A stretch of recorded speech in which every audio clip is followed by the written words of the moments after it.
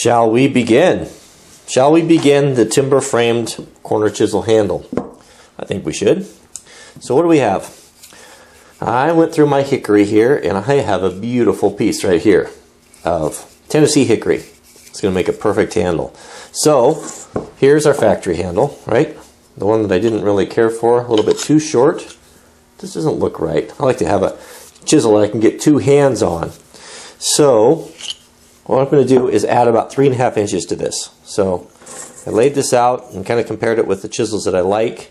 This came out to just roughly 10.5. It'll ultimately finish at about 10.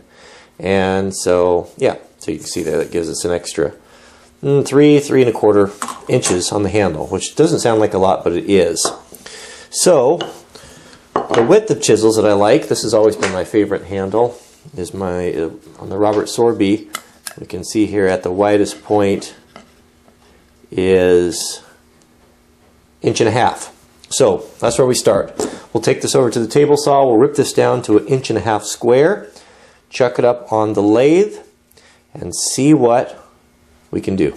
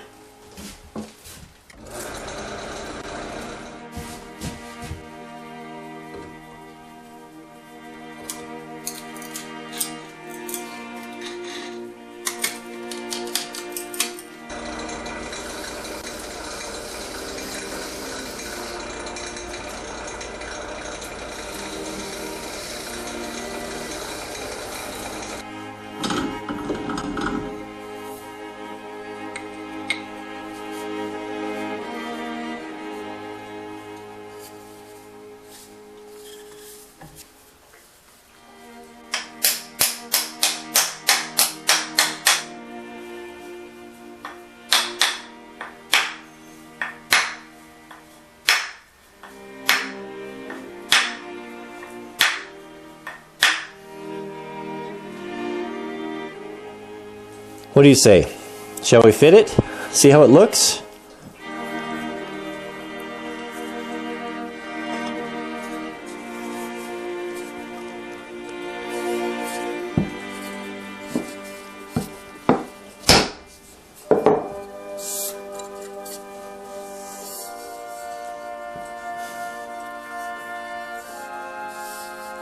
It's beautiful.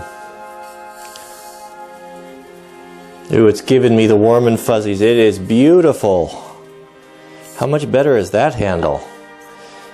You know, I mean, sometimes you just think that just a little bit, 3 inches or whatever, doesn't make any difference. It does.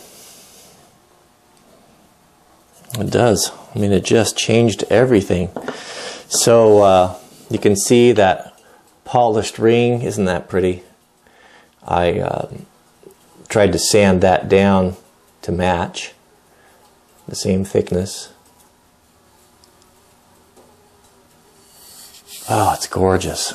Just gorgeous.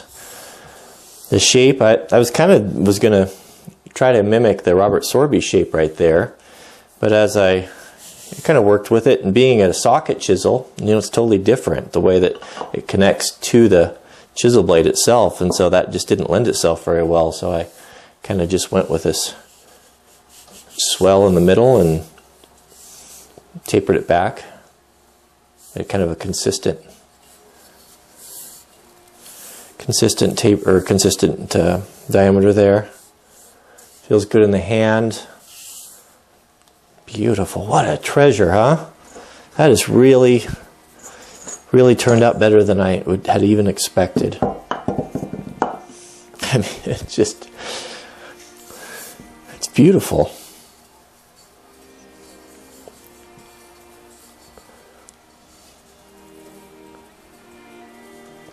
It's one of those things. Finished it with 320 grit. What I did is I fitted this handle a little bit better than this one. Actually, you know, this one only went into about right there, and I used my gauge and I ran that all the way into the bottom, so it's just about coming in contact, just a hair away from bottoming out there. And as I drive and use it, it probably will. I don't know for sure, but it seems to me that is probably a better way, a stronger. So let's put some boiled linseed oil on it and see how that linseed oil brings out the grain in this piece of hickory.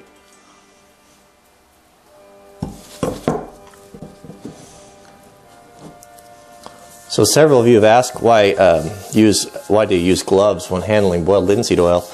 Well, it's not really boiled anymore from what I understand. I read up on it a little bit after being asked that, because I didn't used to wear gloves, and there's a chemical in it that causes it to dry that's probably not good for your skin, so I just use gloves. But there are some places there are actually, several of you sent me a link of a place that sells boiled linseed oil that doesn't use a chemical. I guess they do it the old way, but I've never used any of their product. When I run out of this, I might look into that and see. Also, you know, I've never used I haven't used a lathe since I was in high school. We had a wood shop, and then, you know, only a few times. So if you're watching this and you are a proper carpenter, unlike myself, you would probably see me doing a lot of things wrong, and I probably am, and I just do it out of because I'm naive, or I'm ignorant of really how to do it, you know, how to really use one. So don't look to me on advice as far as using lathes. I don't even have the right tools. I'm just using what I have. You know, I don't have the money to go buy a nice lathe. So this one here is one that was handmade and was given to me by one of my subscribers, and I'm grateful for it. And it's not perfect, but with time and patience, you can make something that's beautiful like this.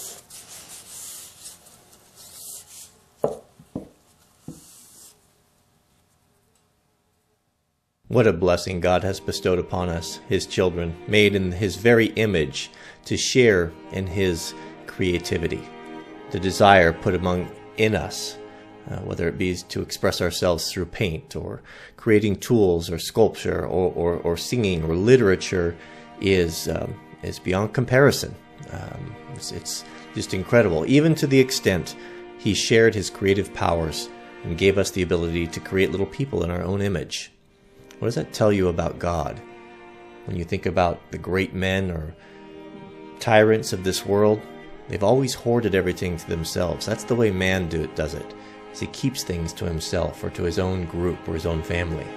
But God does the opposite. He expresses it by giving it, by sharing, and letting us participate in the joy that is having a creative soul. Really profound thought. But again, more videos. To the top left, I have for you building my crosscut saw vise. That was a fun project. I think you'll enjoy that if you haven't seen it. On the top right, what is that? Oh, my 3 things. Tips to organizing your shop and getting your life sorted out. A couple things that might help you. Bottom left is making bucking wedges out of an old axe head, a double-bitted axe head, repurposing an axe that can't be restored. And bottom right, one of my near and dear to my heart, one of my favorites, was Charles Ingle, The Perfect Father. I'm not talking about the real Charles Ingalls, I'm talking about the fictitious Charles Ingalls, played by Michael Landon in the hit TV series Little House on the Prairie. What do you think? Watch it and let me know what you think in the comments. So, guess that's it. Thank you for the video. Thank you. You should be thanking me for the video. I'm thanking you for watching. And if you would take a moment to click the thumbs up, I would appreciate it. And we'll see you guys on the next video.